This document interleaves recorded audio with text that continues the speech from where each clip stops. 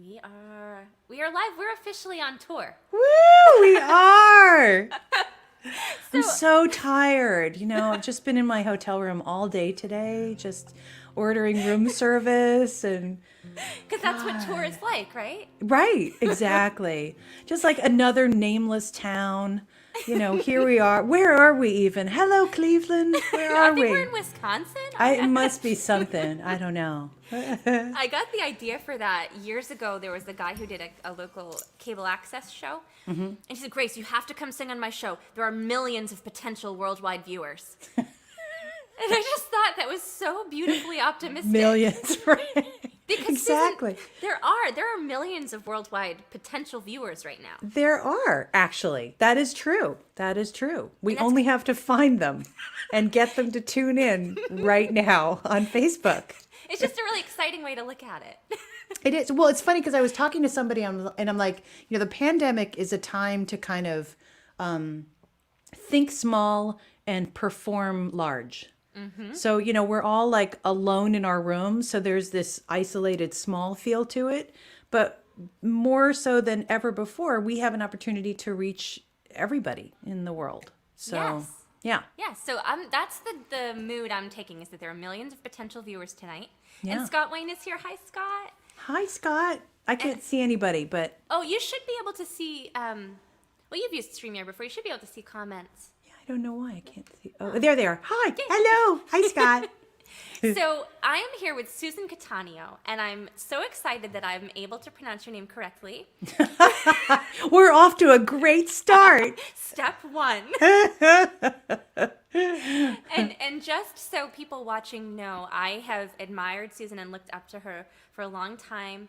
And so for me to be sharing a stage with her, I'm a little bit, Twitter-pated. Oh, you're so nice. Thank you. No pressure. No pressure. No pressure whatsoever. I was trying to read the next comment is from my husband, Scott. Two Scotts. Two Scotts are better than one. It's true, and I don't feel like you often get two Scotts. I mean, no. It's not a super... Great Scots. And Catherine Rondeau, hello. Hello, Catherine. I gotta get Catherine on here. You do. Girl She's can awesome. Sing. Yeah. Oh my gosh. Yeah, right? I remember I saw Catherine heard Catherine because she was performing at the bottom of the escalator at the Folk Alliance near the waterfall. And I remember coming down the escalator and being like, who is singing? And it was Catherine. That's how I met her. And what a beautiful image of I would like to be remembered singing by a waterfall. Yeah. Yeah. Down really at the bottom of the escalator. You forget that part. That's not the important part. No. Oh, that's so funny. So I say we dive right in. I want to hear a song that you wrote. All right. So I wrote this song with my friend Mark Corelli, and I love it. So I'm going to play it. And he released it on his album too, which is really cool. It's called The River Always Wins.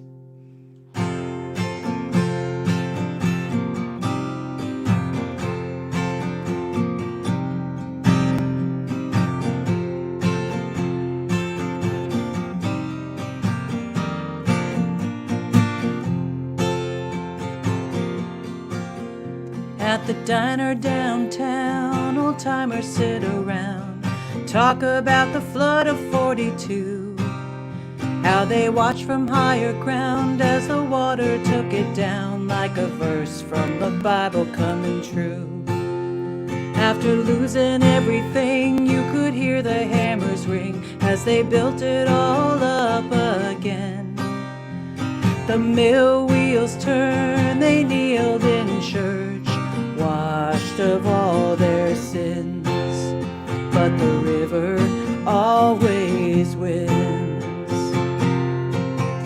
I come down from the mountain like judgment from on high, going home to the ocean, and I don't give a damn about the dreams of men, and I won't be denied.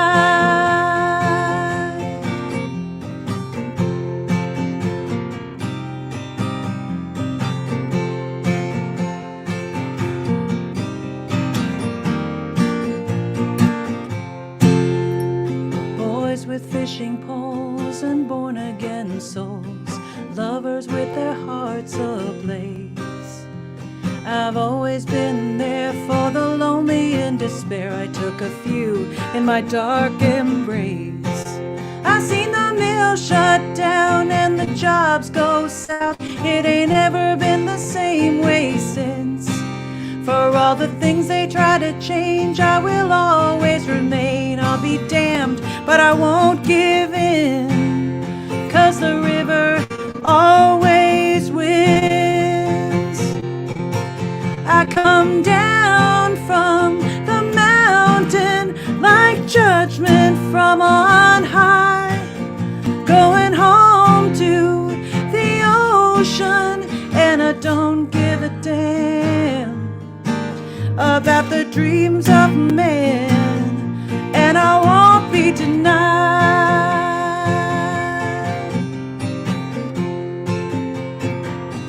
No, I won't be denied.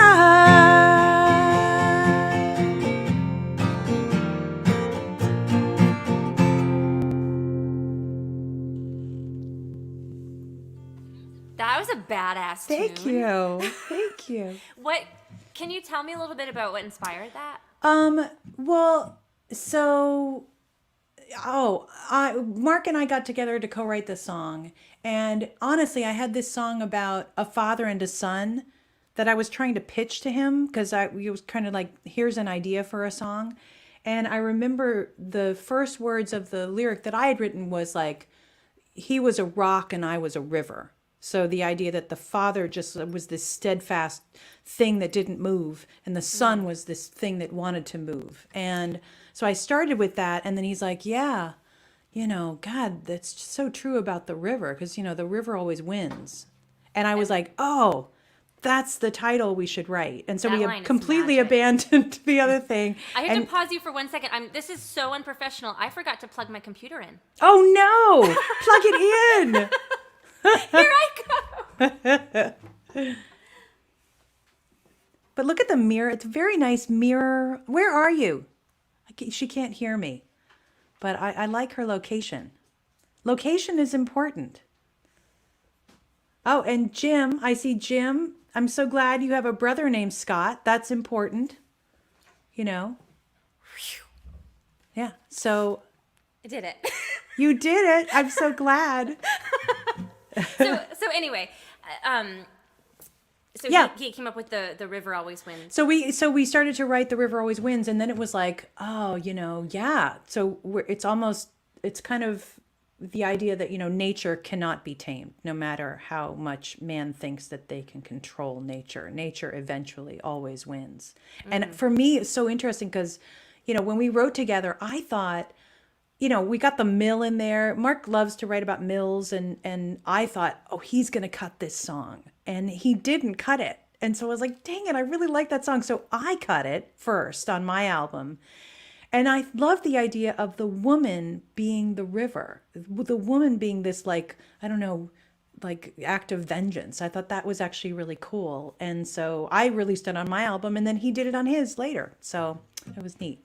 So that's really cool because tiny little promotional thing. I have a Spotify playlist for this world tour. So I Yay. could put both versions of that song on there. You totally can. And they're like, and he also actually re-released the song on a fully acoustic album that's just amazing as well. He's so good. And people that don't know Marcarelli, go listen to Marcarelli. He's And if so you're tuning great. into singer-songwriter shows, how do you not know Marcarelli? I don't know. That would be I the don't bigger know. question. Yeah. So I've never actually met him, I don't think. And I was trying to think of co-writes that I could follow that song with. So I only have 2 co-writes. Well, and a third one to come. You and me. Yes. I wrote one with my husband, and then I wrote one with Lori McKenna, which is my roundabout To Marcarelli. way to Marcarelli. Yes. Right. Who is the sideman for Lori McKenna, for those Yes. that don't know. So And my husband met Marcarelli. I don't know how he met him, but I didn't. So what was it like to write with Lori McKenna? I love her. Oh my gosh. So it was really, I was a little bit nervous. For those of you who don't know Lori McKenna, she's a Grammy-winning songwriter. that's a little daunting, especially, she's somebody that I've looked up to for so long. Yeah. But I got to her house, and it was just instantly just like, she's one of those people that you've known forever. Nice. There's no attitude, and I was 8 months pregnant, and we went down to her writing room, and she said, okay, what do you want to write about? And I said, I don't know, anything but my baby, because that just seems so obvious. Yeah. Like an easy thing, and certainly that's what we wrote about. Of course. But she was, what was cool about it is when you can work with somebody on that level, or even you, a Berkeley professor, it just makes it feel more accessible. It makes success feel accessible. Yeah. If that's a good way to put it. Yeah. Well, she's one, and she's worked so hard. Like, she's somebody who, I think everybody kind of sees they see the end result, and they don't see all of the hard work that she put into, she goes down to Nashville on a regular basis and writes with everybody. And hi, Chuck. Sorry, I just saw Chuck is on. Hi, oh, and Jim, I've got to say hi to Jim, who is Scott Wayne's brother. I See? love that. I know. So the big takeaway that I got from Lori, and I really would love your input on this. So I had just gone to NERFA, and I'm sure you were there, and the keynote speaker said something about, she was talking about the creative window, how songwriters often just wait for the creative window to open. And I mentioned that to Lori, and she kind of was just like, oh, that's baloney. You just write, and it's just interesting, these songwriters it's like a 9 to 5, right? Like they go, Yeah. and they have to write a song. Yeah. And I think there's something kind of awesome about that, because, if you think of yourself as a musical athlete, I guess some people can just put on a pair of tennis shoes and run a marathon, but most people, you really have to, I believe that you have to be waiting. You have to be prepared for the muse when the muse arrives. And the only way to prepare yourself is to write as often as possible. Write and listen and play and make sure that you're available when inspiration comes. That's exactly how I feel, because for a very long time I was a wait for the window person. Like I would get a feeling when I had a song and then go write. But one gift that I've gotten from 2020 is that I've been writing a lot, because what else is there to do? And right. So, but and the more I've done that, like tried to write a song every day, the more I find there are more better ones. Yeah. Because you practice it. It's a craft that you have to practice. Do you write a song every day? So not rigorously, but for a little while I did. For a couple weeks I did. Wow. Wow. I have not done that.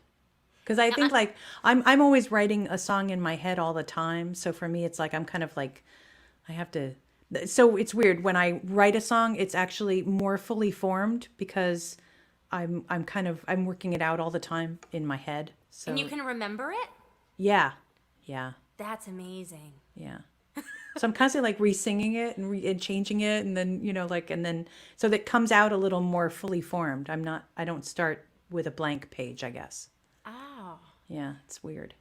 I should try that, because I always start with a blank page. If I get an idea and I don't immediately commit it to paper or recording, it's gone. But I like the idea of maybe, because I've never written away from an instrument. Oh yeah, I do that all the time. And I after the truth, I think I'm usually writing in my head like three or four songs at a time. Like I'm definitely not a one song person. Like and then I'll like be like, okay, I'm ready now to kind of put it down. And then I put it on paper, and then it'll be like, oh no, I don't want to write this one. I'll write the next one. So yeah, I usually have like 3 projects. 3 songs in your head. And this, my friends, is why Susan is a professor at Berkeley. Oh yeah.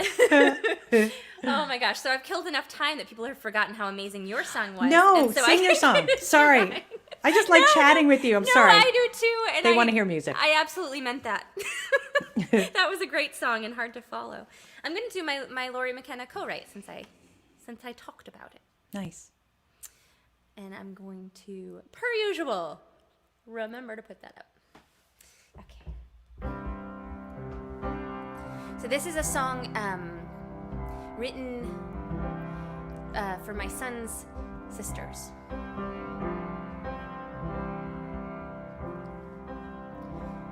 not carrying a big bag. He won't have much to say. He might not look just like you, but he's yours anyway. Might be carrying a band-aid, a cure, or a dream come true.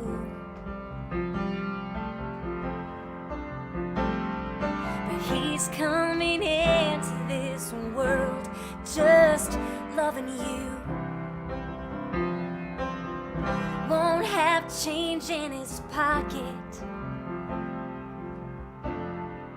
no debts to pay. He won't change the station. He'll like any song you play. He won't be mad at your mother or your dad. He won't know how love can be cruel. No, he's coming into this world just loving you. Love ain't no simple thing. We all have to think twice. If hearts were protected, we wouldn't have to hide. Others have let you down. We all know it's true. But he's coming into this world just loving you. So put down your baggage and give yourself time. He's looking toward you with no fear in his eyes. He doesn't know why you cry or you're hurt, or why anyone would want solitude. No, he's coming into this world just loving you. Love ain't no simple thing. We all have to think twice. Hearts made of paper wear out in time. Cradles and blankets are all out in full view. He's coming into this world just loving you. He's coming into this world just loving you.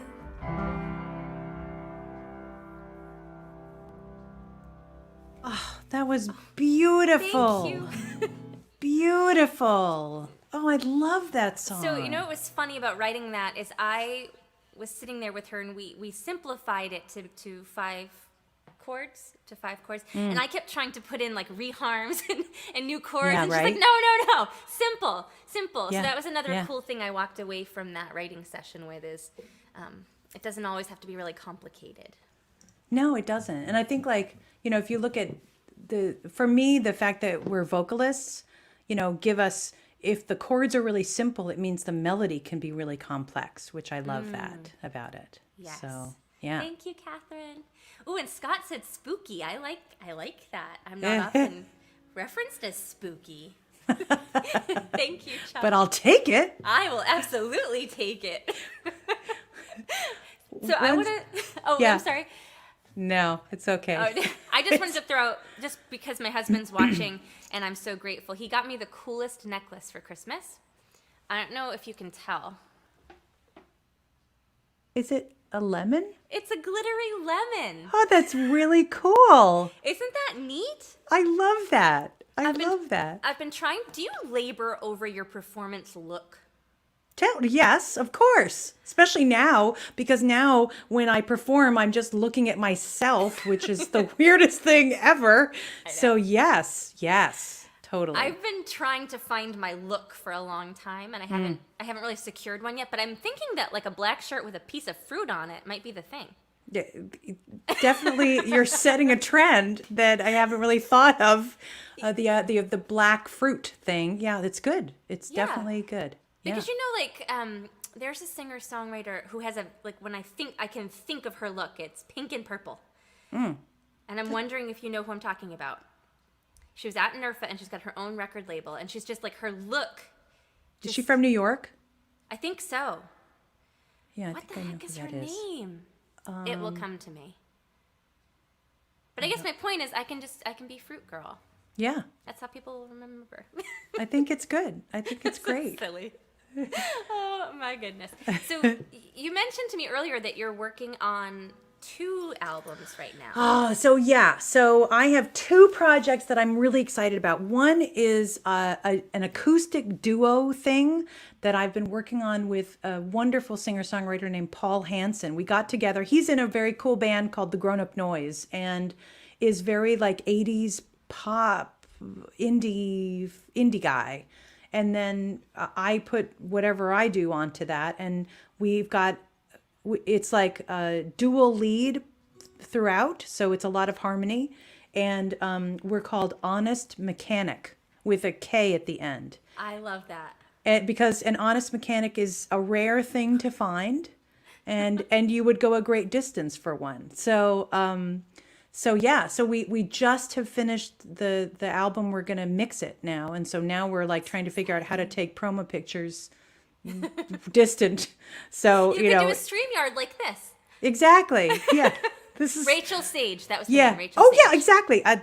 That's who I was thinking of. Yeah, see, or just gonna look. Yeah, definitely. So I like that, Honest Mechanic. That's such a Honest creative Mechanic. name. So that's cool. And then I had started. This is so funny, because I had started a project, a solo acoustic album that was going to be kind of my Bruce Springsteen's Nebraska. That's it was my Joni Mitchell Blue. Like that was what I was looking for. And I have called it. I never named an album before, but it was called All Is Quiet.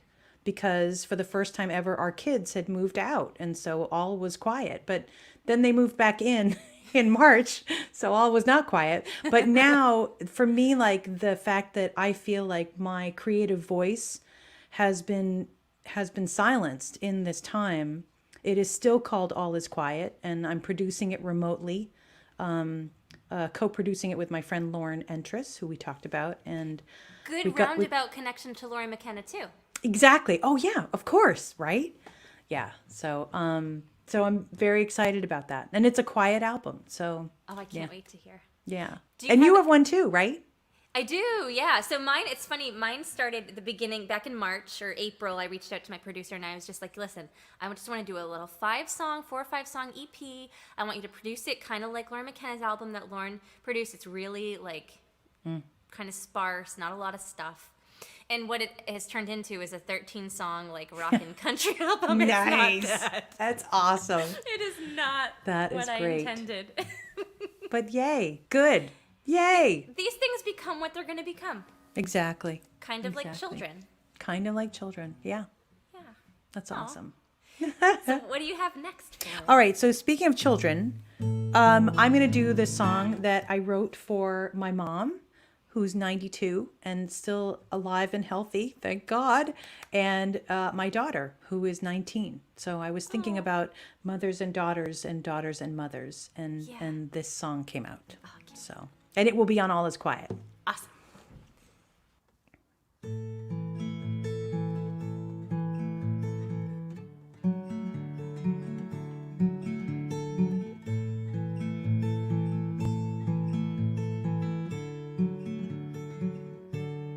Mothers and daughters, cut from the same cloth, we promise our hearts till death do we part, in front of the same God. We say I love you, then we say I do. Then we spend years saying I'm sorry more than we have to. It's something borrowed, something blue. We've been handed down this sorrow, but we wear it as if it were true. It's something borrowed, something blue.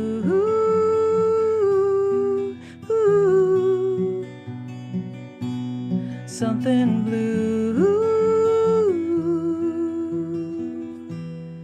Daughters and mothers carry the same scars. We question our worth, what we deserve. We inhabit the same dark. We say I love you, then what do? We put ourselves down, put ourselves last. Look at our lives, a half-empty glass. That's something borrowed, something blue. We've been handed down this sorrow, but we wear it as if it were true. It's something borrowed, something blue.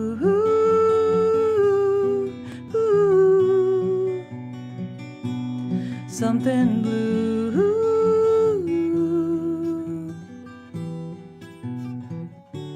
Can we undo what has been done? Is it set in stone who we become?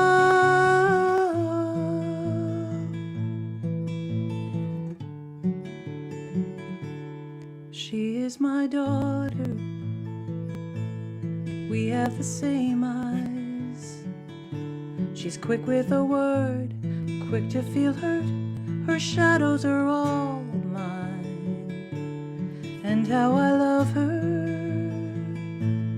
as mothers do. And I'll be damned if I'll make her carry more than she has to.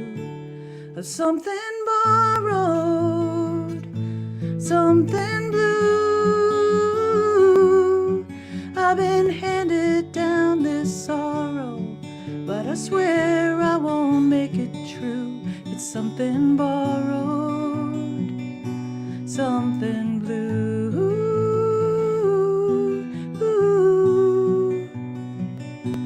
Something blue.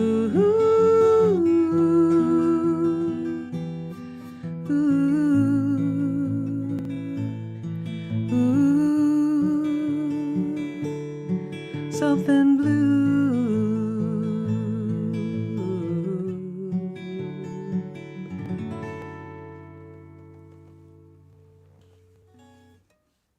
Holy smokes, that was stunning, and what a gift. Well, yeah, it was something that, yeah, I wrote it for both of them, and then I was so nervous about playing it for both of them because I was like, oh, please, I hope they like this song. And they both liked it, which was great. We had a lot of tears over it, and then it was kind of awesome. So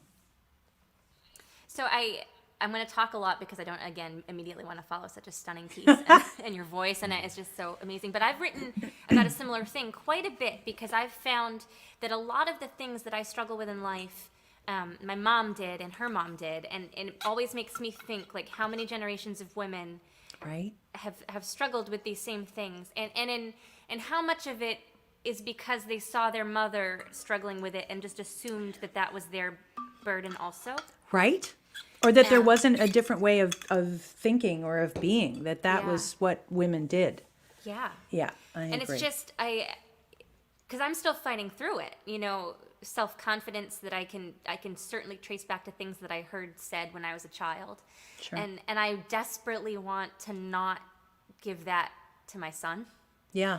You know, and but also I can't blame any of them because, you know, they grew up in times when there was no help for emotional distress, you know. Right. It's just suck it up. Right. Yeah, exactly. And I was gonna play a song about dating an alcoholic, but next. Oh, go for it. but I kind of want to play this one because it's I'm interested in talking to you more about this. Okay.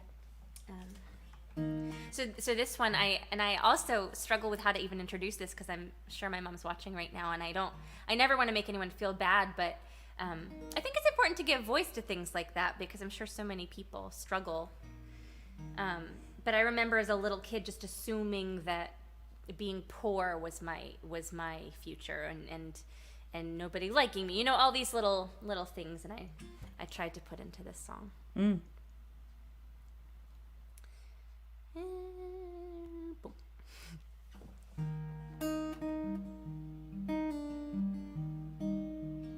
I always watched through shuttered doors, wishing that I had a pair of oars. The tide would pull out and carry me, lost in the strength of the sea. I didn't know time would run, but I'm on the edge of I am. I'm on the edge of I can. I'm at the end of my rope, and God, I pray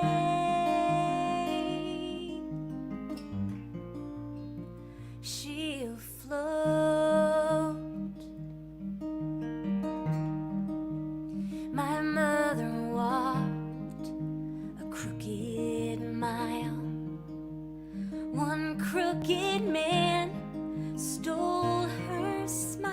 And when I looked up, all I could see, we don't have a right to set ourselves free. She didn't know time would run, but I'm on the edge of I am. I'm on the edge of I can. I'm at the end of my rope, and God, I pray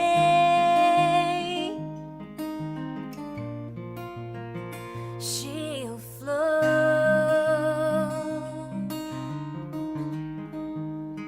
She'll float.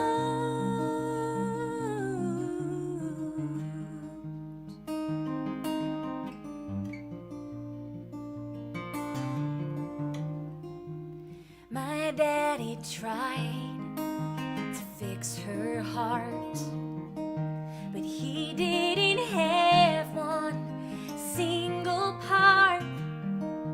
Standing in silence was all he could be. I think he saved his heart for me. He didn't know time would run, but I'm on the edge of I am. I'm on the edge of I can. I'm at the end of my rope. God, I pray she'll float.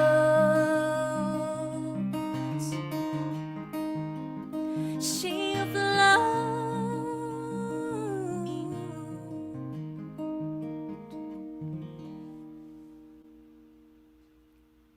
Oh, that was a great song. Thank you. Beautiful. Beautiful. Thank you. I'm on the edge of I am. What a great line. Thank you. How did you think of that? I didn't. It just came out. Huh. That was one of those ones that, like, I just felt a song. I didn't know what it was going to be. I didn't even know those emotions were in there. Huh. Wow. Oh, it's great. Thank you. And I heard it's funny because I heard like a super country thing going on vocally for you in that one. That was good. Thank you. Thank you, Catherine. I am debating. So every time I go to the studio to finish the album, I'm like, oh, but I wrote this new one. I know. Yeah, it's the never ending thing. Well, that's how your EP turned into like 13 songs. It's a double album. Well, yeah, having just done that. Yeah, that's exactly what happened. It was like I started writing and then I got too many for one album and then it was like, I've got to write some more so I can have a double one. Yes. I mean, Taylor Swift did it.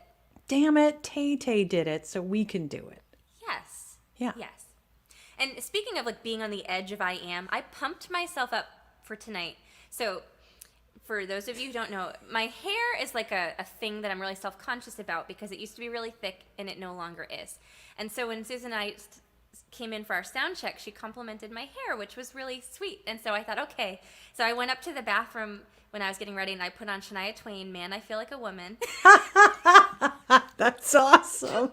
And I blow dried it and put lipstick on. See? And I'm doesn't pumped it? up for this. I love it. I love your hair. As I said, like I've always wanted long hair. Never had long hair. Have long hair. I can't. It just doesn't grow. It doesn't grow. It looks really silly. But I always wanted to be able to like there's like a long hair thing that you can do. I should practice that. Because I haven't done that. I wish I could do that. And like that whole like, oh, I'm taking my hair. It's like down over here doing something. Like, oh, I love it. Yeah, see? Oh, I'm so jealous. I used to, when I was little, my sister had this hat that she also wanted long hair, that was blonde, long hair. And there's this hat that we had that had two braids, like safety pinned to the side. And we both of us wore this hat like for 3 years during our youth. She wore it and then passed it on to me. And there are lots of pictures of me in the hat. I would like to see a picture of you in the hat. I will find one. I will send it to you. Hi, Karen. I don't know if you do you know Emily Barnes? She joined me last week. Oh yeah, I saw that. That was the show that I watched, songwriter. where your hair was Karen. so beautiful. Yeah. Okay, I have one more thing I want to ask you about. Yeah. Can you sing in heels?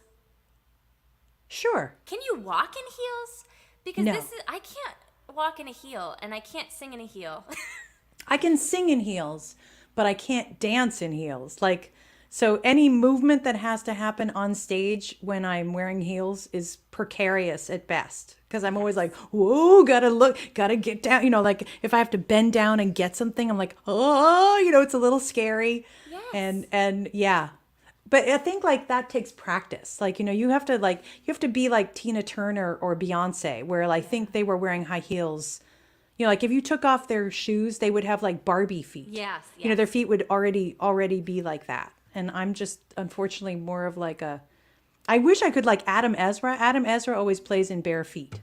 Yes. And so does what's her name? I think Emily and I were talking about that last week. Really? I've never done that. I think that would be cool, but I really don't like my feet, so I don't think I would do that. So I'm asking for a very specific reason because in addition to the lemon, my husband bought me heels for Christmas. Oh. That I'm wearing now. Oh, Nobody let's can see. see them, but Show me. I want it to feel like a woman. They have a really... Oh, they're beautiful. But you're not going to fall off of that heel. No, it's And like got a nice- thick. Yes, and it's got like a really good tread. That's So awesome. anyway, I'm just feeling really Shania Twain woman-y. Good job. Good job, Grace's husband. 2 gifts that are very awesome. My husband, for my birthday, got me, he's so sweet and wonderful. And as a gift to me, he got these guitar picks that have the title of one of my songs, Work Hard, Love Harder, on them, which is what a really, so I wonderful have a gift. whole bag. But the problem is that like 2 weeks after I got them, he came and he's like, oh my God, did you look at the pics? And I was like, yeah. He's like, look at them. And he misspelled it. So they actually say work hard, love harder. They're like, there are 2 R's on that harder. So it's kind of the pirate version of that song. Work harder. You have a video for that song, don't you? I do. Yes, That's I got filmed. like a 50s vibe, right? Or like a rockabilly vibe too? No, that might be In the Grooves. Maybe that's what I'm thinking of. Yeah. So Work Hard, Love Harder, I recorded with the Bottle Rockets in St. Louis, who are an amazing band. And we went out and recorded in this old church, and that was actually really cool. So, yeah. No, I remember when you first released that. When did that come out? 2017. Yeah, So- I remember seeing that and rocking out. Yeah. It's I like that song. Thank you. Okay, Thank you. I've talked over your song time. I'm sorry. I can keep talking to you forever. Well, so what's interesting is that you did a song about a rope and being, and I have a new song that I'd love to share that has a rope in it. So Yes. this is a song that I wrote for my dad, who went through a pretty bad accident recently and is kind of like he's recovering, but it's been a really hard time for my family, and I was thinking about wanting to write a song for him and for all of us. So this is my new song. Oh, sorry. Ha!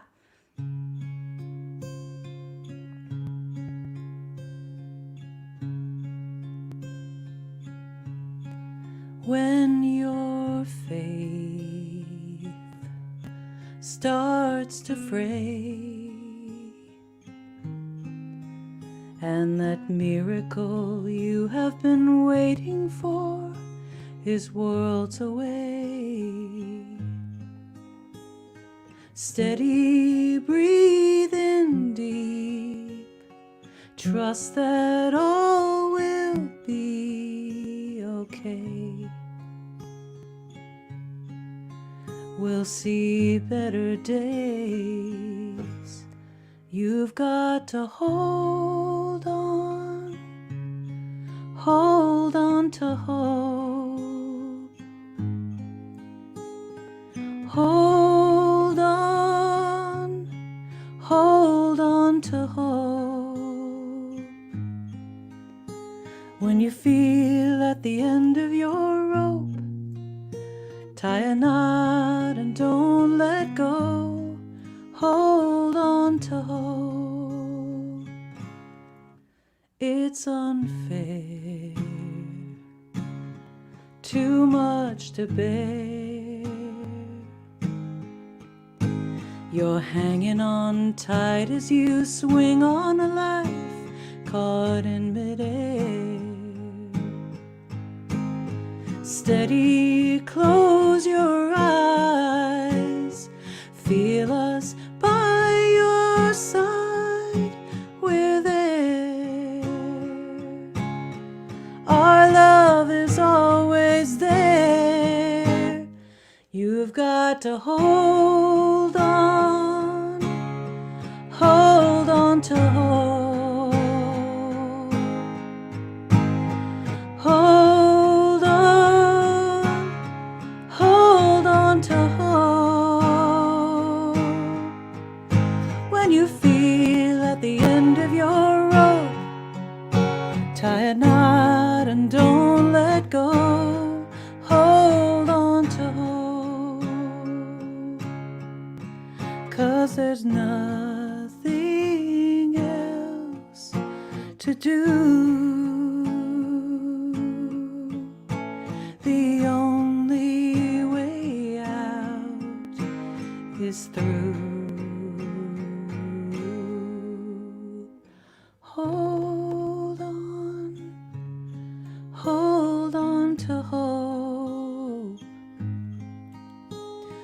Hold on to hope. You've got to hold on to hope. When you feel at the end of your rope, tie a knot and don't let go. Hold on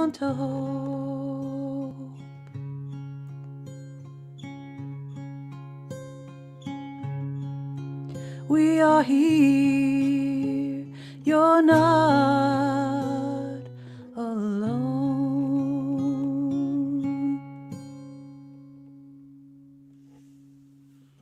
Absolutely stunning. Your voice is so effortless. Thank you. I feel like as I said, like I'm a little out of practice. Like it's so weird. I haven't been singing a lot, or I've been singing like I'm singing,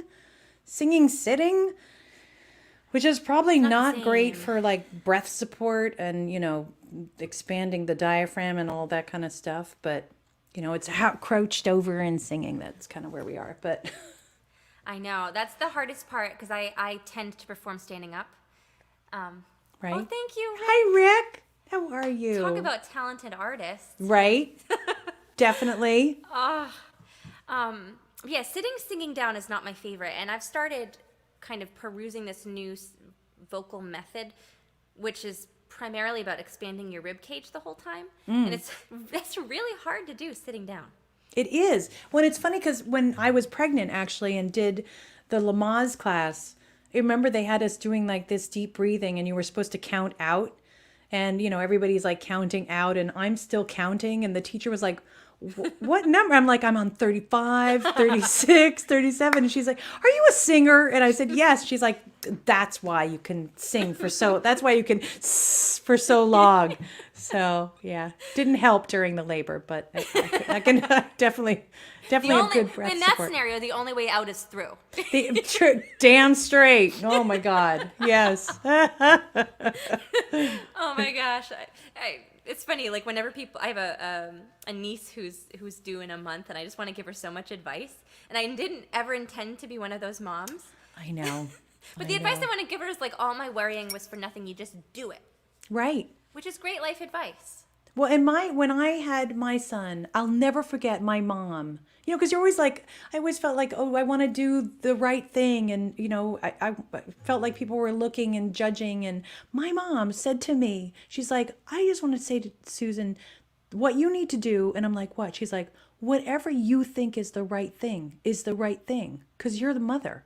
Mm-hmm. And I don't know why having her say that to me meant so much to me. And I just felt like my mom thinks that whatever I do is going to be okay. Like it helped me be a better mom because of that. It was really cool. True. Yeah. Isn't it interesting? My mom said something similar to me. She said something about that my son was lucky to have me, and I was not feeling that way in the moment. But having her say that to me was like, oh, I got her seal of approval. Okay. Right. Okay, I can do this. Yeah, it's great. It's important. Yes, it absolutely is. My next song's not pretty. Okay. I just want to do it. It's not even my best song. I just want to do it because it's fun. I wrote it on May 16th. Do you date your songbooks? I do not. Everyone's dated. I don't know why. But I wrote it because what was getting us through at that time was just going on walks, and we live on cranberry bogs. So we had all kinds of animals, and there was a family of foxes, and we kept joking that we had befriended all the animals. Nice. And I was thinking, like if this goes on too much longer, I'm really going to think I'm friends with the animals. I just I need people back.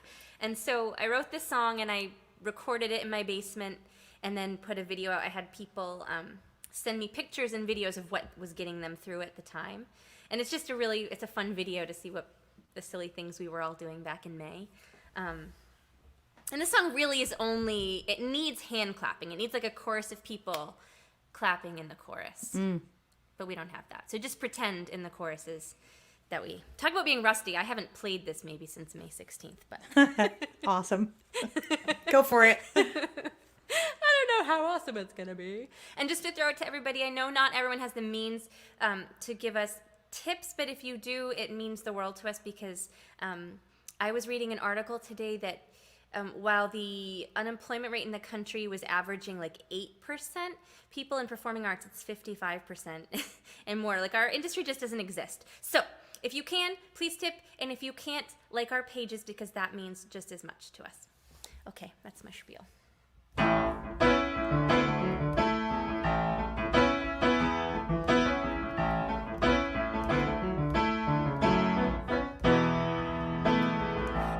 She is a friend of mine, swims past me all the time. I trust that he won't bite, and we've got a thing. The sun is pouring on me. I think of that timeless story of a girl and a bear in the woods and a house and it's on. It's gonna be long, long living without it. Gonna be long, long living without you, my friends. Oh, long, long living without it. I want a house full of people and a crowded room.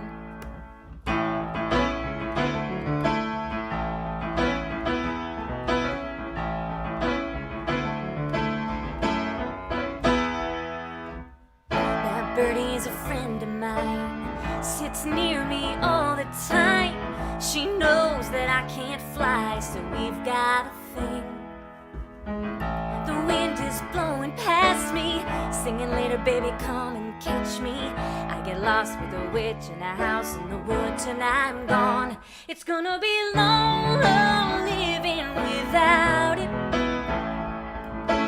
Long, long living without you, my friends. Oh, long, long living without it. I want a house full of people and a crowded room.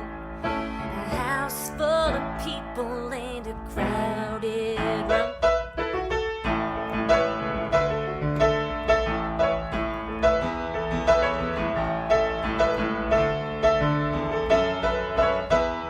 I'm looking for a friend of mine, runs past me all the time.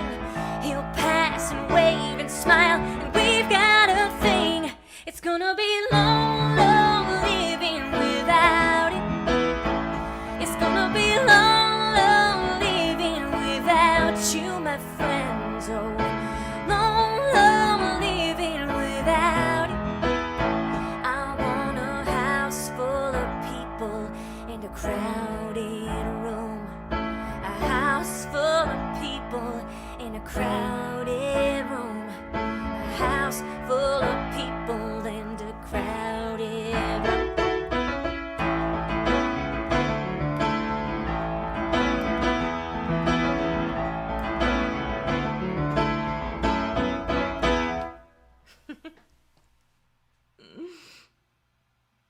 That was awesome. Thank you. I do. I want a house full of people in a crowded room. Yes. And so what I learned recording that by myself in the basement is that, hi, Kim Moberg. Hi, Kim. In theory, getting a lot of different people to contribute hand claps in time on the 2s and 4s should be easy. But it is not. My genius idea was that I was going to get my whole family to come and like contribute the claps on the chorus to make it sound really full and so that we all did it together. Yeah. And to me, like, isn't that just an innate thing to do? But for people who don't clap to a metronome, Yeah, it's hard. that's really hard. So if anyone happens to listen to that, the video's on YouTube, just know that a lot of work went into the clapping part. That's awesome. Kim is so awesome. I love Kim Moberg. Speaking of another great songwriter. I know. Yeah. And a wonderful person. And a She's- wonderful person. You too. You guys are the double whammies of great songwriters and people, Ah. which is my favorite.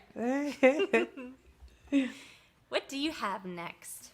So well, I thought I would do I'll do Work Hard, Love Harder because, you know, you need to remember to do that. Or in my case, work hard, love harder. All Can the you R's. emphasize the R's on one chorus? Yeah, I'll do that the first one.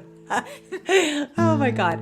So so this is a song that to remind everybody to appreciate your life, which I think we now have all the time to reflect on this, which is good. The heart beats louder than the dollar, shines light in a world gone darker, draws joy in permanent marker. Work hard, but love harder.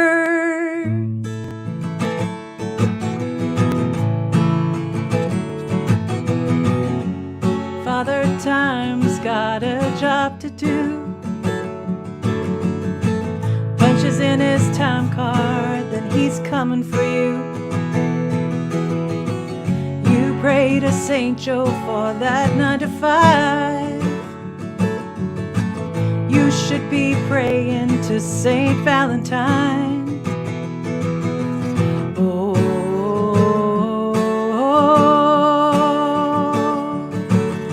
the heart beats louder than the dollar, shines a light in a world gone darker, draws joy in permanent marker. Work hard, but love harder. Hug your kids and call your mother. Be grateful and be kind to others. Kiss more, laugh more, just for starters. Work hard, but love harder.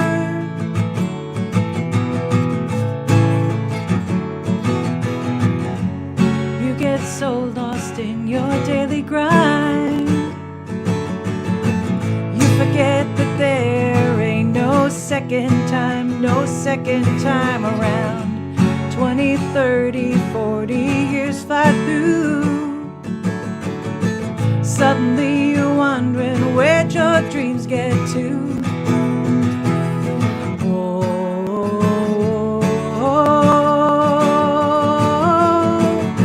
The heart beats louder than the dollar, shines a light in a world gone darker, draws joy in permanent marker. Work hard, love harder. Hug your kids and call your mother. Be grateful and be kind to others. Kiss more, laugh more, just for starters. Work hard, love harder.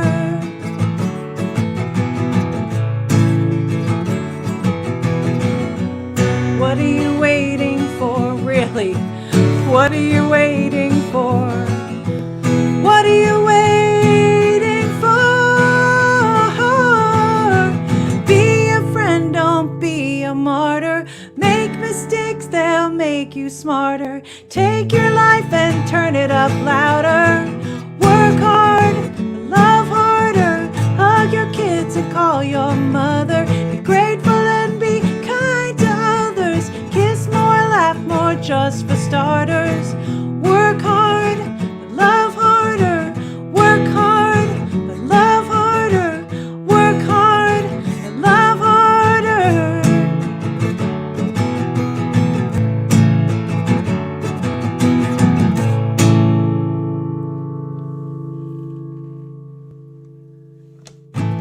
Is it possible to listen to that song and not try to do harmonies on the No, chorus? and in fact, you should be. Yeah, right? I did. Oh, and all the O's and yeah. Yes. Ah, what a great Thank song. you. Which is available on streaming services? Everywhere. Everywhere. Great. As it should be. That was Spotify. wonderful. Marlene says that's her favorite. Marlene, how are you? And Nancy Beaudette is on there. Do you know Nancy, right? I do, and I was just gonna make sure that I was pronouncing her last name correctly because we were talking about that. She's so awesome. We were talking about mispronouncing names earlier. Yeah, And right? we were just saying that I've had a few people in my life that did not tell me I was mispronouncing, and it's terribly embarrassing when you realize. It is. But yes, so Nancy and I actually, she was sitting near me in my favorite workshop from Surfa. Have you gone to Surfa? Once, 1,000 years ago. I really loved it. I don't know what to follow that with. That's such an uplifting song. Bring us down, Grace. Come on. I think I will. So just when you're playing in the round, Yeah. do you often make your song selection based on the previous song? Are you Totally. concerned about the show? Yes. Arc of the show? Totally. And in fact, like I'll be doing things where I'll be like, oh, I'm going to do this song. And then they play a song and then I change the capo and I'm like, oh, I'm going to do the song. No, should I do that song? Should I do that? Yeah, I'm totally, because I want there to be kind of a flow to it. Yeah. Yeah, I think it's important. And it's a bummer because sometimes, like, if I'm at the end of the line and they're like ballad, and then it gets to me, I'm like, well, I'm not going to do a ballad. So, yeah.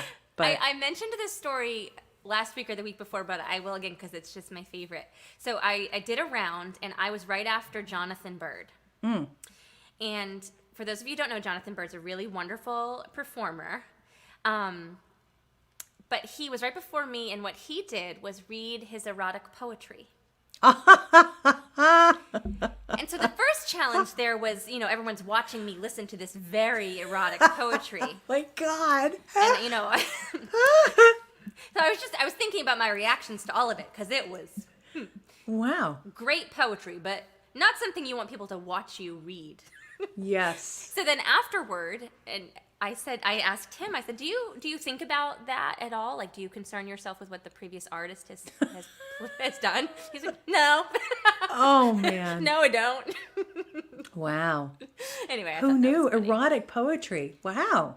Jonathan Bird. And I learned that he's releasing a book of it. A book of erotic poetry. Yes. Wow. That's awesome. Yeah. I'll make sure to check that out. My husband just came on and is just thinks it's funny that Emily Barnes's mom is tuned in and wondering where my mom is tonight. My mom might be watching for all we know. My mom is not I can barely get my mom on Zoom. My mom is definitely one of these people that calls up. She's like, it's making sound. When it does that bloop, bloop, bloop, bloop, what does that mean? I'm like, I don't even know what we're talking. What device are we talking about? So, yeah. My mom is so cute. She's 77, and we got her an iPhone, and we taught her how to use it. And I try to FaceTime with my son so she can see him all the time, but she never knows which way the camera's facing. Yeah, So she's like, "Can you see me? Can you see me? Why Yeah. can't you see me?" And we're looking at like a lamp. Yeah. It was the funniest thing. My mom Okay. answers FaceTime with the phone up to her ear, so we can only see her ear. That's so cute. It's awesome. My mother, if she is watching, would not appreciate being called cute. Uh, I'm sorry, Mom. Neither would mine. But she is, and she's a great mom too. Okay, so I'm gonna take you down, but not in tempo, just in theme, I suppose. This is a song that I wrote on a day when I wasn't intending to write, and incidentally, this was the day I had spoken to my producer about that really stripped down, like, folky country album I was gonna do, and then I wrote this, and this is the song that kind of turned the tide, I think.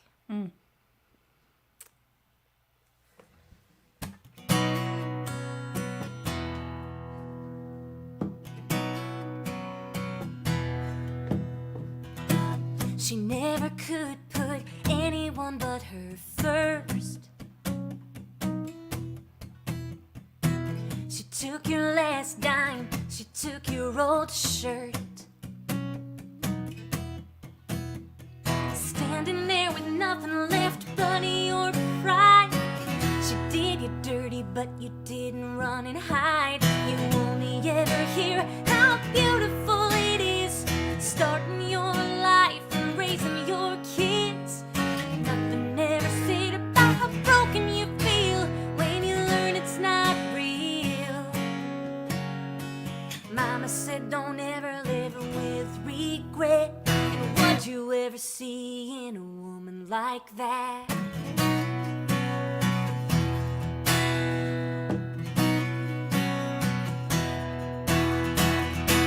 She never could see past the end of her own nose. Found someone better and said that's the way that life goes. One foot out the door, she's got 1 foot on a cliff. She did you dirty, but now she's gotta live with it. You only ever hear how beautiful it is, starting your life and raising your kids. Nothing ever said about how broken you feel when you learn it's not real. Mama said don't ever live with regret. What'd you ever see in a woman like that?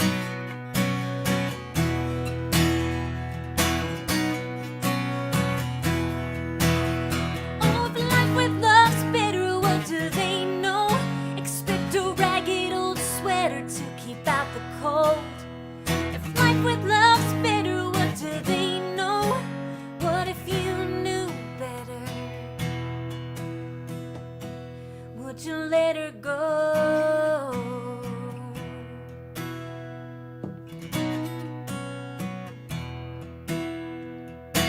She never could put anyone but her first. Sometimes you miss her, and that's what hurts the worst. Oh, you only ever hear how beautiful it is, starting your life and raising your kids. Nothing ever said about how broken you feel when you learn it's not real. Mama said don't ever live with regret. Mama said don't ever live with regret. And what'd you ever see in a woman like that? Damn straight. Damn straight. Yeah. Thank you. That's a good song. Thank you. That means a lot to me. So I guess Thank that- you. So the whole like quiet folk thing flew right That out the was window done. Toast, with that toast. song. Nice. Nice. Because it's a country song. wouldn't you Totally. say? Yeah. I never felt like I was a folk singer, but you know, we play in folk clubs and go to the folk conferences, but I never felt like that was the appropriate word. And I'm starting to embrace the idea that maybe I'm more country. Yeah. I definitely. Well, I hear that in your vocal, like The yodel. well, just in like your kind of swoopy note thing is very, very country, very Nashville. Oh, It's thank you. awesome. And old Nashville, not new Nashville, not hip hop Nashville, old style Nashville. I love me some Patsy Cline. Are you Oh, like me that too. old style? Well, but even like, you know, Shania Twain, Trisha Yearwood, Oh, yeah. Leanne Rimes, you know, that group. There was a good chunk of time when I first started playing and writing the most awful songs on the planet that I never want to listen to again. Where my dad kept telling me that I was a country singer or a blues singer, like one of those two, and I just rebelled against it so much because I don't know why I did. I didn't like the blues, and I think as a kid I was listening to pop music, and so that the twangy dobro thing, I was like, that's not meh, you know, like a teenager does, and now I'm like, oh, he was right. You Father got knows it, best. Dad. I know. So I have a question about teaching songwriting. Yeah. Because do you teach, is it a one-on-one lesson? Are these students who are going to Berkeley for a songwriting degree?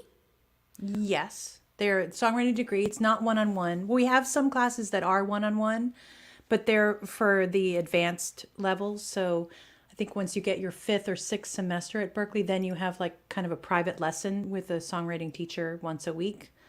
And then after that, there's like something called a senior seminar, which is a group of 4 or 5 students that I meet with once a week. And we talk about it's very career forward, like what happens after Berkeley.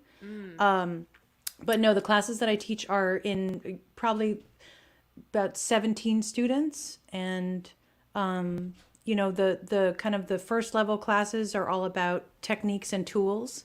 And then the second level and beyond are more about, you know, what tools have you used in your song?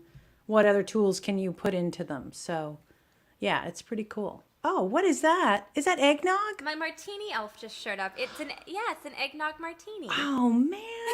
Where's my eggnog martini? Martini elf, you can come with hello. He likes to wear different costumes. He's toned it down a little bit tonight. It's just the hat. Hi. How are you? That song always makes me need a drink. So. Right. Yeah, right? I wrote it about him. So it's interesting to me, to teaching songwriting. Like in my mind, I was wondering if it's like, does everyone get an assignment like a songwriting group with a prompt or? Well, so yeah, in the upper level classes, yeah. So in the upper level classes, every week they write a song. And each one of those songs assignments has like a technical component. So it can be, you know, write a song in second person narrative, which means like you, he, she, and they.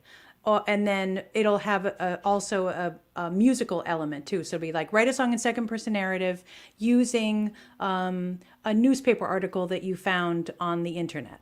So, you know, it has like a creative component as well. So, That's so cool. Yeah, it is. I want to take your class. Well, yeah, come on. I've thought a lot about kind of teaching especially it was so funny because I have like this whole plan of teaching remotely, which I just haven't lifted quite off the ground yet, but I'm hoping 2021 that's going to happen. Because I Just think on your like, own. yeah, yeah. So I think there are a lot of people who would like to learn how to write songs. yeah. Well, and I think that, I definitely have a certain approach to it that I think I really believe it's not my job to teach talent, but I can teach tools. And so my job is to take what talent you have and just show you different ways that you can highlight that talent, and I think anybody can write a good song. Yes, kind of like my thoughts about singing. I really feel that anybody could sing and make pleasing sound. I agree. But so much of it, and I imagine, for me anyway, with songwriting, it's the same thing. Like we just get in our own way. We have a negative thought in our head, or someone in our past told us we couldn't, and it's very, very hard. Songwriting and singing is such a vulnerable thing, right? And it's hard to make yourself vulnerable in that way if someone, even if it's one person in your past, said that you couldn't. Yeah. Well, it's funny because for some reason, I used to perform. I don't know if you do this. This is like so like, I can't believe I'm revealing it. But so, I used to perform and I would look out in the audience and there would be one person, usually a man, usually the booking agent, that I wanted so badly to impress. And so, yes, I would be singing for, I don't know, 25 people, 50 people, whatever. But I really was only singing for this one person. And it was like, please love me, please love me. And I was completely ignoring the 25 people in the front who were really liking me. But no, they didn't matter. I was really only singing for the one person that I was trying to win over. And after a while, I was like, that's exhausting. And so I finally was like, I'm going to sing to the people in the front because they're here because they actually enjoy the music. And I'm not going to try and win over the one that's playing hard to get. Yes. So you just articulated every little insecurity I have about performing because in the industry there are people that you want to impress because you want a gig at their prestigious venue. Right. Or my dad at one point had told me that I have to watch people's toes, and if the toes aren't tapping, I'm not doing a good job. And so, and so for whatever reason, what I tend to zero in on is the one person who's just sitting there. Right. And right. what taught me that that's not a really great way to read your audience is that there was this guy that would come to a lot of my shows, and he would just sit there, he was just so still, and his toes didn't move, and I thought he hated me. And he came up after one show and told me how much he loved my music. Like I thought he was being dragged there by a wife, but no, he just loved it. Right. And so never know. You're absolutely right. You got to sing to the people who love you. Right. Right. Go to the light rather than to the darkness. Yes. Walk through the door. And Marlene, I'm just looking at the comments. Marlene, why didn't anyone want you to sing happy birthday? Oh, your brothers. My mission in life is to get as many people to sing that didn't think they could as possible. Yeah. Because I think it's just such a great release of emotion and feeling, even if you're only doing it for you. It's a tool that we were given to, work with. Yeah. Your audio stopped. You froze. Uh-oh. Did I freeze? I can't tell. Uh-oh. Uh-oh. What do we do? Am I in the Can someone tell me if you can see me? Because the whole thing has frozen. But the timer is still on. Oh, what do I do? Should I refresh the page?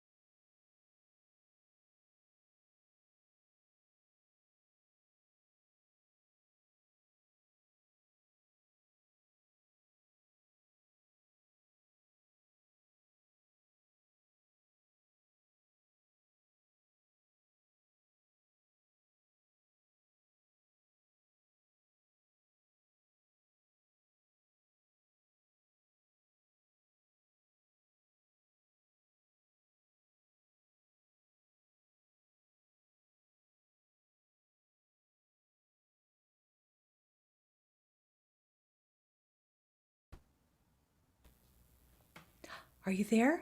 Here I am. Oh my gosh, what happened? I do not know. Ah, I was talking to what did I freeze? Did you freeze? No, I don't know. My computer, everything froze, and it's had to have been me. I'll take the blame. Well, no, it was so weird because I was like, oh, so you could hear me. Because I was like talking and I was like, I don't know what to do. Do I stay on? Yes, I'm just talking to myself. I'm so glad you did. I was panicking, and I've got these godforsaken heels on, Susan. I couldn't run to go get my phone.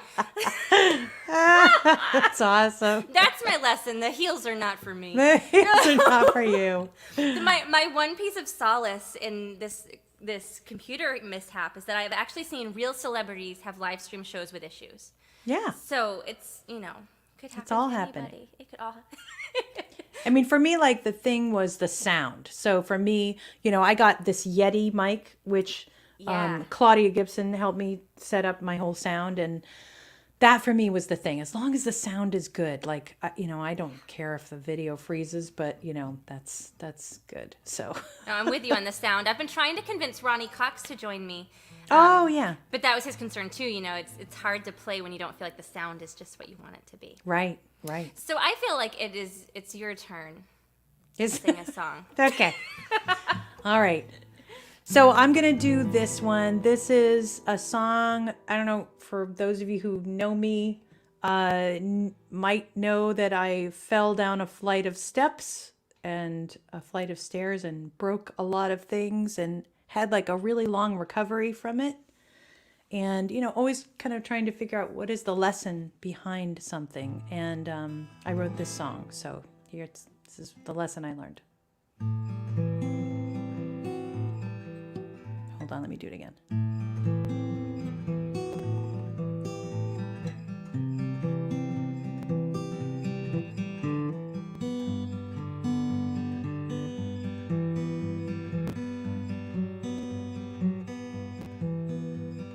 Digging in the garden, we search for buried treasure, broken china hiding in the dirt.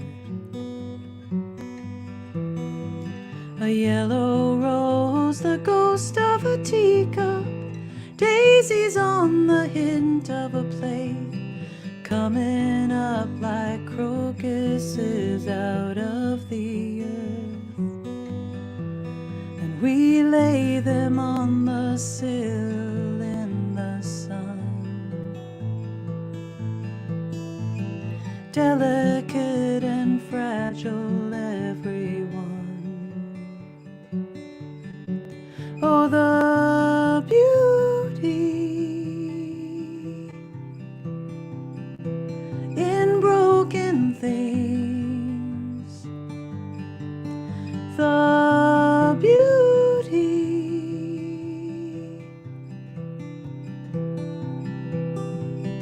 we are cut with memories, shattered by our histories, left to wonder how we make it through.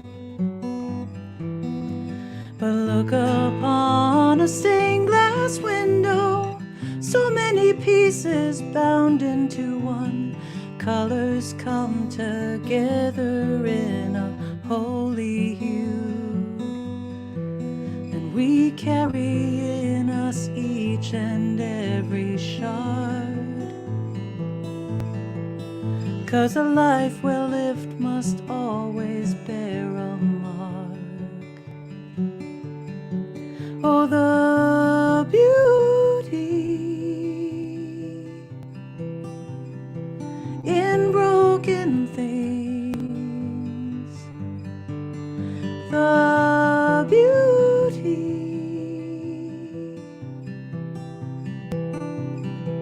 we can make our world and only feel the edges.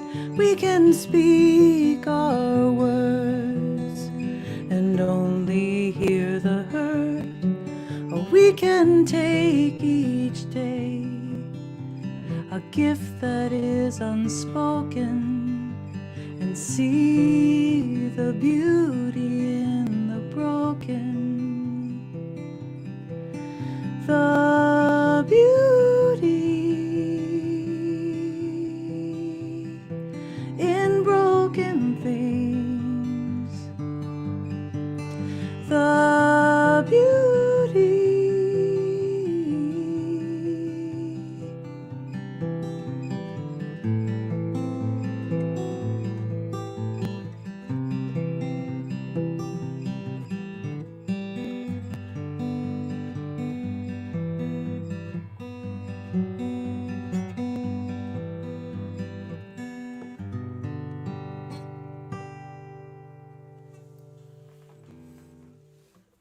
That's stunning, and I love that.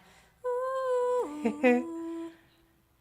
So Oh, that's an example of God, where, that's- like the chords aren't really very complex, but it allows me as a vocalist to kind of go to a lot of different places. So Yeah. thanks, Kim. Stunning. Thanks, Patty. Hi, Patty. How are you? So here's a philosophical songwriting question. Yeah. I often wax poetic about what is it that makes a song catchy. And my theory is that it's things that the ear recognizes. So pieces of a scale, like a melody that has a little scale in it, or, an arpeggiated chord or thing. Do you ever think about that? Is that something you talk about in your class?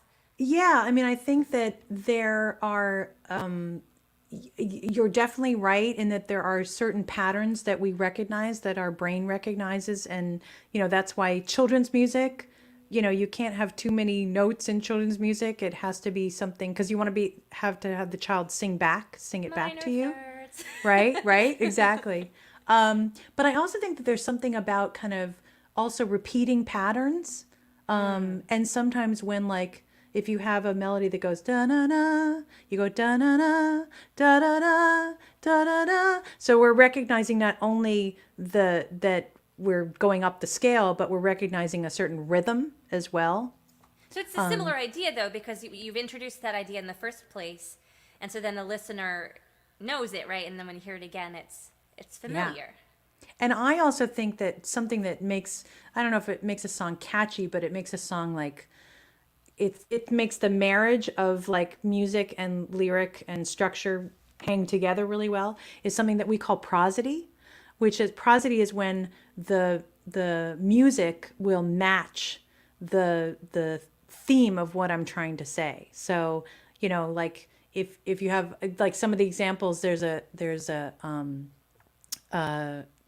Garth Brooks, I got friends in low places, low. So we have the word low in like the lowest note in the song. And, that kind of thing can do a really good job of making the listener feel what you're trying to tell them. Yeah. So I always do that. I always try and like think about like, how do I want the listener to feel with the music? Yeah. So would you say that Hallelujah is a good example of that too? Oh, like yeah. The fourth, the fifth, Yeah. minor fall. Yeah, definitely. The idea of ascending. Yeah. Right? I've already learned from you. Well, what's so cool is that like one of the first things that I give to my students is this list of song titles. And they're all song titles that I've just made up. But like some of the song titles are like, it's just called Melt. Like that's one of the song titles. It's like, so how does music feel when it's melting?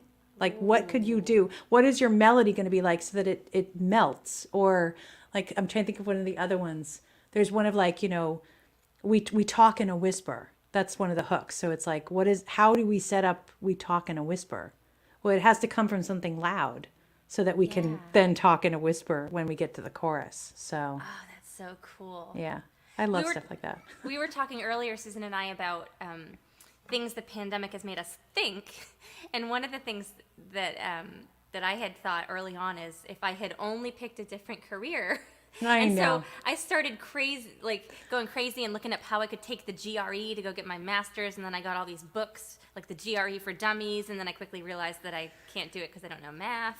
Yeah, and I want to be a nurse. So every single time I'm like, I literally like I'm looking at nursing programs. It's like, how can I become a nurse without going to med school and taking biology?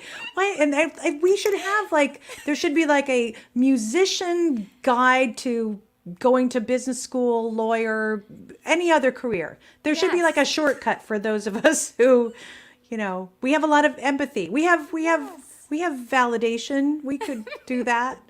But I brought that up to tell you, Susan, that I have so enjoyed singing with you tonight, and I've learned from you. And what you have to offer is so important to people, because being able to communicate our emotions through song is just so important for people, for humans. And so I appreciate what you do, and I think it's really important. And I wish there were more Susans, but there aren't, which makes you that much more valuable. Oh, you're so nice. Well, thank you so much for having me. I haven't done a lot of these recently. I felt very kind of quiet, and so it was wonderful to kind of come out of my cave, and come out of the couch, and my Great British Baking obsession, and come and join you. So thank you so much for having me. Oh, my absolute pleasure. And I'm debating what I should do for a last song. So I have, maybe I'll do something kind of funish. Because I can't decide what to name my album. Oh. And, my starting point was, let's look through the song titles that I have, and does any of them speak for the whole thing or make a good title? And last night, my stepdaughter suggested this song as the title, and I'm thinking, maybe not. It's called Put the Bottle Down. Nice. Nice. But it implies something that is not really the message of the group of songs in its entirety. And I'm going to do the foot tambourine. Hold on, I get it. Have you tried playing with a foot tambourine? No, but I want to. I want to do that. I want to do like vocal looping. I love like watching Ed Sheeran do all of his like, I think I could do that. And then I'm like, I can barely play a D chord, let alone do a pattern that I then have to record. I don't know. I don't know if that's for me. But yeah, I think that if I had started when I was young doing that's like a whole learning curve. Right? It sounds mathematical, which is not for me. No. But I've had the same thought, because you can do so many cool things with the looper. Right. That takes time and patience and blah-de-blah. I struggle with how to introduce songs. So many of the ones that I've performed for years, I know how to introduce them, and this one I don't, because I'm worried about offending somebody. But this is a song that was born out of my struggle with loving somebody who struggled with addiction. So that is what this is.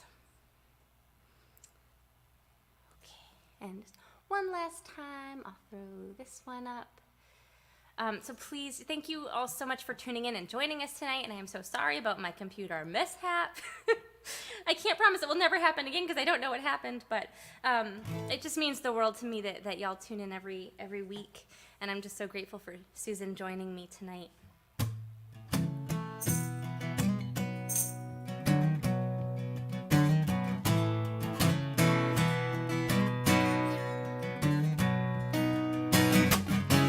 Devil's got me, is all you can say when you've been at it again. Some small atonement is all you can give, more flowers dipped in gin. But then you're like 1, 2, 3, 4, standing nothing out the door. 1, 2, 3, 4. Oh, who put the bottle down low? Didn't cover it up and made everybody know. Who put the bottle down low? Who put the storm in the back of your head? Running from thunder, hiding under your bed. Oh, who put the storm in your head? And who put the bottle down?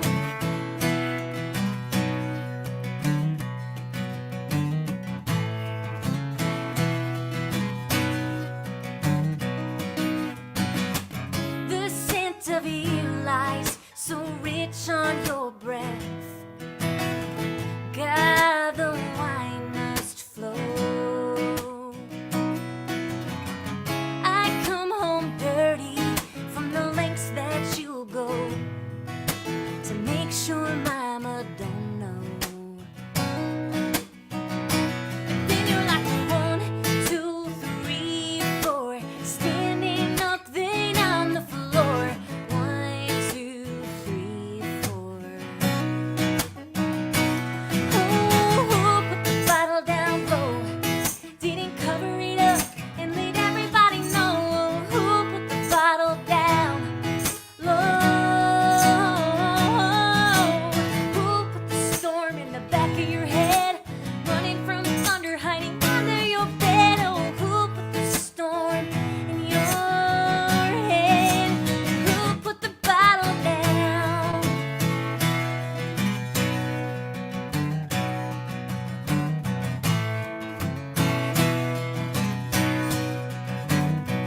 I tuck it in like a baby. Take your shoes off, let you say this is the last time.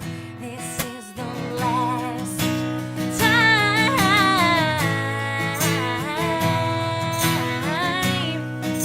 Let everybody know who put the bottle down low. Who put the storm in the back of your head? Running from thunder, hiding under your bed. Oh, who put the storm in your head? Who put the bottle down?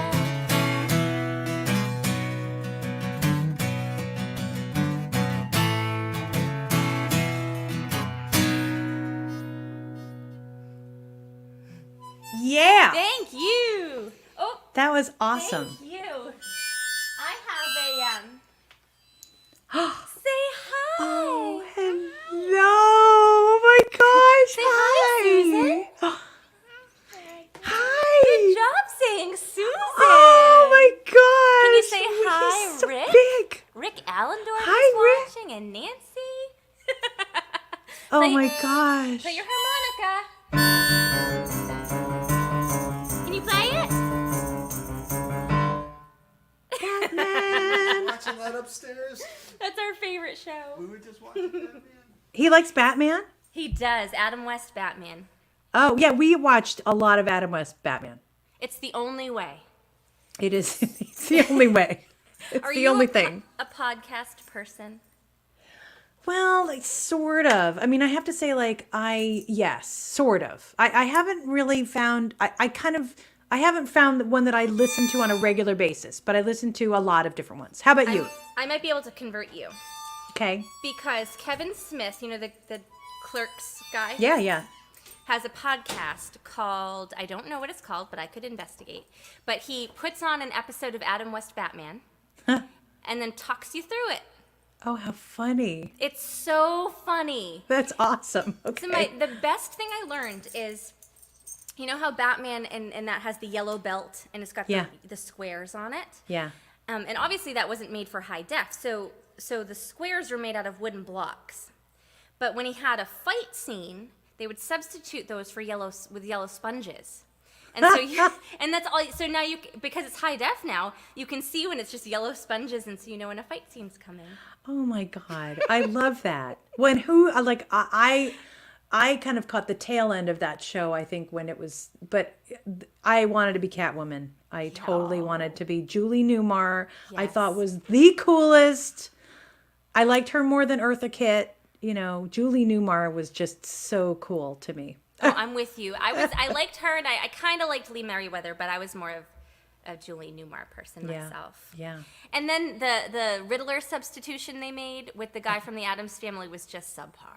I agree. Have you seen the movie? You've seen the movie, right? yes. I love the movie Yes, where they're toss running me with the sh- bomb. The shark And they repellent got- bat spray. It's so awesome. When the nuns and then the baby ducklings and so funny. And they filmed that movie between seasons 1 and 2. See, I'm kind of an expert. I did not know There's that. a podcast. Huh. So anyway, I can investigate and let you know, but I highly recommend to anybody. It's called like Caped Commentary. That's what it's Okay. called. I'll totally check it Very, out. very funny. Everybody, thank you for tuning in tonight to this virtual world tour. We had millions of potential viewers. Oh, those millions of them. But I was just so happy to see so many familiar names and also wonderful songwriters hanging out with us tonight. And Susan, you're just such an inspiration. And you know, the idea of going to Berkeley, I think for a lot of people for a lot of musicians could seem unattainable or like really daunting. But you, like I was mentioning earlier, you just make it seem accessible, and you make songwriting seem accessible, and you're just so good at it.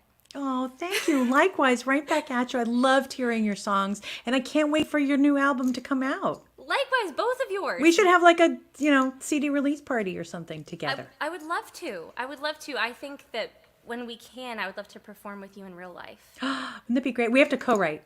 So, okay, I'm glad you mentioned that, because a few weeks back I had Lisa Bastoni on, and we she's so great. Of doing a live co-write. Cool. Would that be of any interest to you? Sure. I'm trying to think. My idea is that we'll have audience members throw out prompt ideas or song suggestions, and we pick one, and then we could write and see what happens. Yeah, that's great. I mean, I think that's cool. And I think for me, it's always, I love co-writing because you kind of get a chance to try on, a costume. Like you get to experience somebody else's experience as well as yours, which I think is so nice. And maybe for us, it could be Catwoman suits. There we go. Totally. Oh my gosh, you are amazing. One more time, everybody. Susan Cattaneo, check out her Facebook page and like it. Right back at you, Grace. Her website is here. There's music available. And then tomorrow, I'll post the link to the updated Virtual World Tour Spotify playlist, which is going to have Susan's songs right at the top. Yay. Thank you. Thank you, everybody. Thank you. Thanks so much, Grace. You're wonderful. Okay, you too.